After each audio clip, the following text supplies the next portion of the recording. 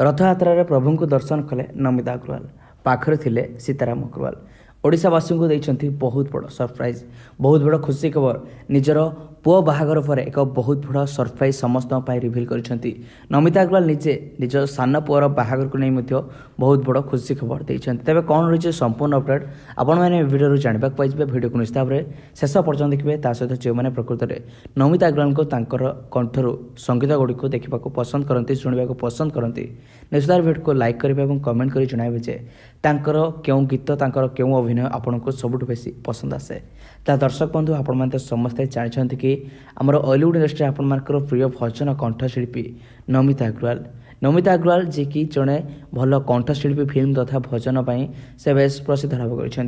तेज नमिता अग्रवाल कंठर गीत आपण मैंने प्रत्येक समय शुणी था तेज पवित्र रथयात्रा बाहुड़ा जात्रा आपण मैंने समस्त देखिए कि नमिता अग्रवाल प्रभु श्री जगन्नाथ को दर्शन करने को जाऊँच से यही समय किसी भिडियो निजर सोशल मीडिया हैंडल सेयार कर महाप्रभु श्री जगन्नाथ को दर्शन कर आशीर्वाद नहीं सहित से निज परिवार प्रभु निकट में प्रार्थना करछंती नमिता अग्रवाल प्रत्येक समय महाप्रभु से जगन्नाथ गीत गाई था वर्तमान समय से एक बहुत बड़ खुशी खबर समस्त सहित सेयार करछंती नमिता अग्रवाल बहुत जल्दी निज प्रभु श्री जगन्नाथ एक गीत बोलवा जाउछंती।